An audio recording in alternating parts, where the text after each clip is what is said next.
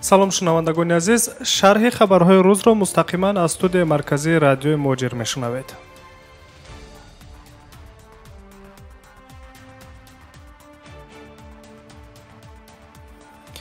владимир Путин бо имзои санаде ба ҳукумати Русия ҳуқуқ дод ки дар мавриди зарурат будан ҳолати фавқулода ҷорӣ кунад. Бархурд кардани ҳукумат ҷиҳати эълон доштани ҳолати изтирорӣ дар пайи он аст ки гирифторони коронавирус дар Русия рӯз аз рӯз афзоиш ёфта истодааст. қаблан Кремл гуфта буд ки онҳо имкони ҷорӣ кардани ҳолати изтирорӣ дар кишварро баррасӣ намекунанд. тибқи қарори ба имзо расонидаи президенти Русия ба қонуни федералии таҳти рақами 68 дар бораи муҳофизати аҳолӣ ва ҳудудҳои Русия аз ҳолатҳои табиӣ ва техногенӣ тағйирот ворид карда шудааст. аз ҷумла дар ин қонуни федералӣ ибораи паҳншавии беморӣ ки барои дигарон хатар эҷод мекунад ворид карда шудааст. як рӯз пеш қонунро думаи давлатии Русия ва шӯрои федератсия тасдиқ карданд. рӯзи чаҳоршанбе сухангӯи президенти Русия Дмитрий Песков гуфта буд ки Кремл ҷорӣ кардани ҳолати изтирориро дар кишвар баррасӣ намекунад. баъдан зарурати қабули қонуни навро сухангӯи президенти Русия шаҳр дода гуфтааст ки ҳукумат бояд дар ин самт ваколат дошта бошад, зеро худи ҳукумат идоракунии бевоситаи вазъро барои мубориза бо паҳншавии сирояти вируси COVID-19 бар оҳда дорад.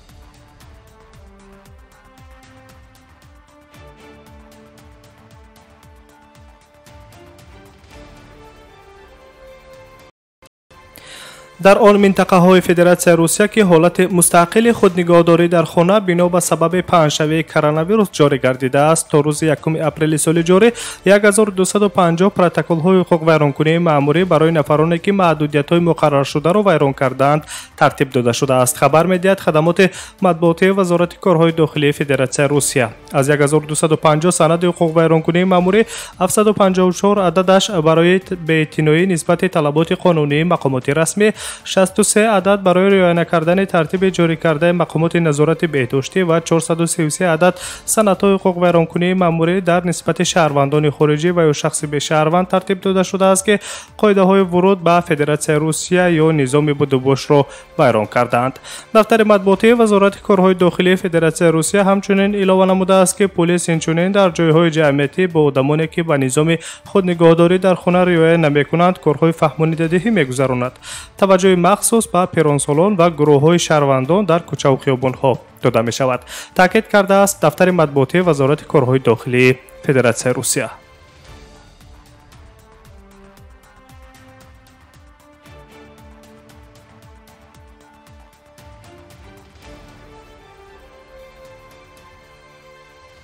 шумо нашри хабарии барномаи иттилоотиро мустақиман рӯи мавҷи радиои Моҷир мешунавед. ҳафтаи оянда низ дар Русия истироҳат эълон хоҳанд кард. хабар медиҳад рӯзномаи Коммерсант. як рӯз пеш раҳбари мақомоти Роспотребнадзор Анна Попова аз ҳукумати Русия даъват кардааст ки шумораи рӯзҳои истироҳатиро зиёд кунад.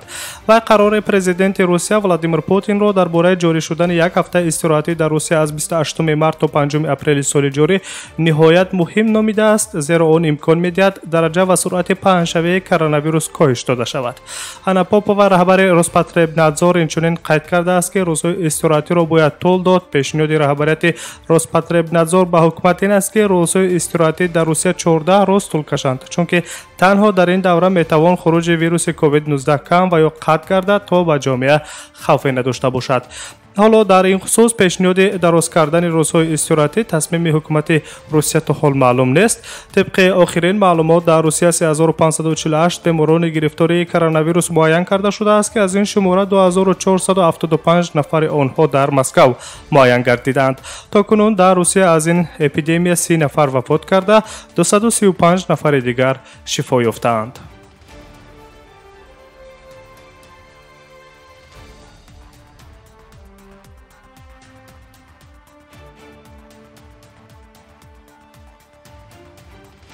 аз Русия ба Тоҷикистон назар мекунем. Тоҷикистон аз Федератсияи Русия ва дигар кишварҳо инчунин созмонҳои байналмилалӣ хостааст ки дар мубориза ба пешгирии вируси COVID-19 кӯмак расонанд.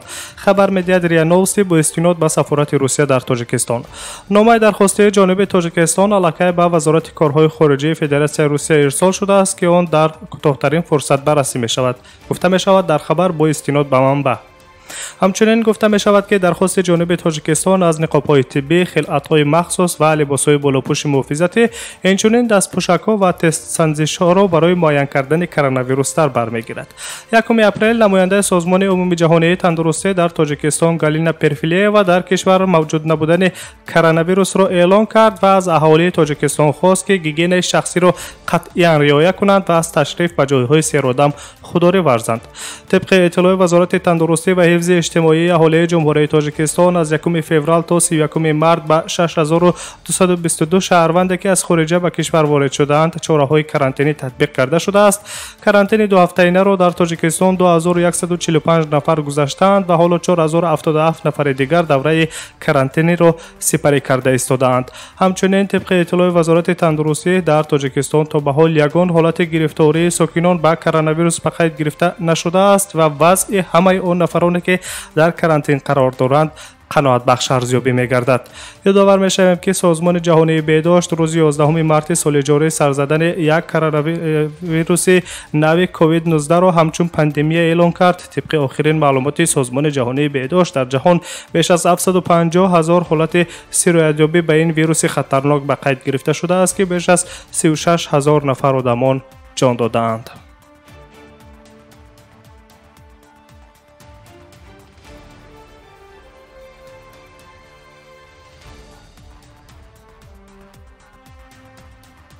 دوستانه رسانیده است انتقال کمک 3 مارس سال روان در سرحد تاجیکستان و چین در حدود ولایت مختار کوهستان بدخشان به عمل آمده است.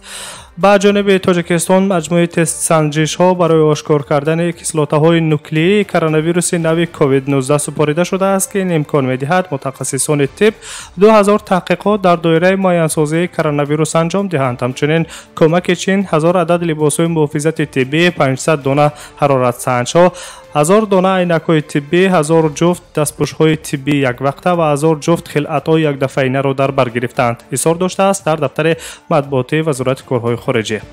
طبق اطلاع رسمی تا به حالت امروز 2 اپریل در تاجیکستان یگان حالت سرایت کرونا ویروس به قید گرفته نشده است.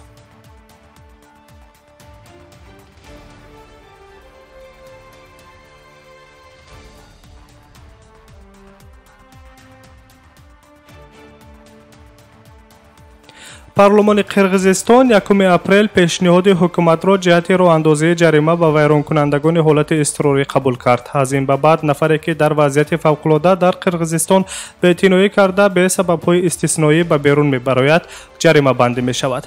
همینطور برای قصداً یا دیده دونسته ویران کردن طلبات سانیتری گیگینی که باعث پنهانشوی ویروس در جمعیت، زهرآلودشوی عمومی و یا ضرر جدی به دیگر آدمان می‌گردد به اندازه از 120,000 سوم تقریباً 15,000 دلار تا 300,000 سوم جریمه می‌گردند. در صورت از روی این کردار وفات کردن نفر دیگر به جای داشتن علامت دیگر جنایت، پس نفر جوابگر را محرومیت از آزادی به مهلت تا 5 سال انتظار است.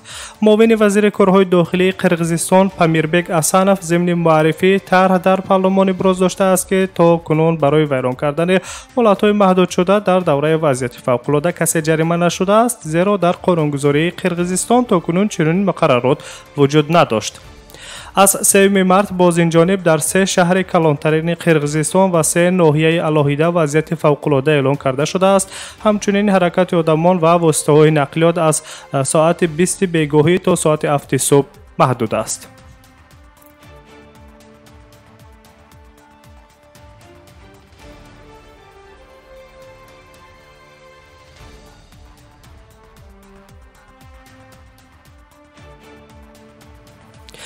رزمگر محاربه‌های آمیخته روسیه حبیب نورمگامدوف گفته است که رقابت او با حریف آمریکایی‌اش تونی فرگوسن برگزار نخواهد شد. در این باره ورزشکار 31 ساله از روسیه حبیب نورمگامدوف در صفحه اینستاگرامی خود خبر داده است. حبیب نورمگامدوف تاکید کرده است که او در خانه مانده کرانتین را رعایت می‌کند و اینچنین اقرار شده است که از بیکار کردن رقابتش دلخوش نیست، اما نتوانسته است به وضع تاثیر رساند. پیشتر از 1 اپریل معلوم شد که با وجود بستن سرحدها در رابطه با паҳншавии коронавирус, шаҳрвандони русия метавонанд бо истифода аз ҳавопаймоҳои тиҷоратии русияро тарк кунанд. Ин маълумотро низ агентии федералии нақлиёти ҳавоии русия тасдиқ карда буд. қаблан раҳбари UFC Дана Уайт борҳо изҳор дошта буд ки бо вуҷуди душвориву мушкилиҳои пешомада дар андешаи ба таъхир андохтан ва ё бекор кардани муҳориба байни Ҳабиб ва Тони нест.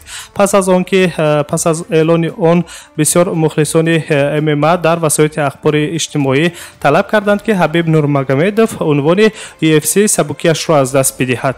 Ба гуфтаи Тони Фергюсон 36-сола, Ҳабиб Нурмагомедов бо ӯ дар майдони муҳориба ҷанг кардан намехоҳад ва ӯ мағлубияти Ҳабиб Нурмагомедовро эълон кард.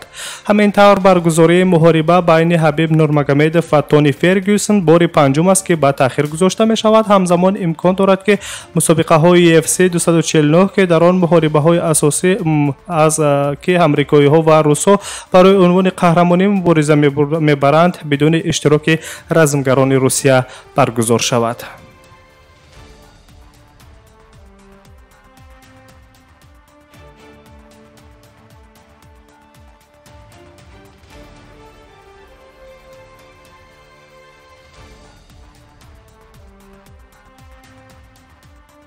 собиёни азиз, шумо нашри навбатии барномаи иттилоотии хабару мустақиман рӯи мавҷи радиои Моҷир шунидед. Барномаҳои дигари мо идома доранд. Моро ҳамроҳӣ кунед.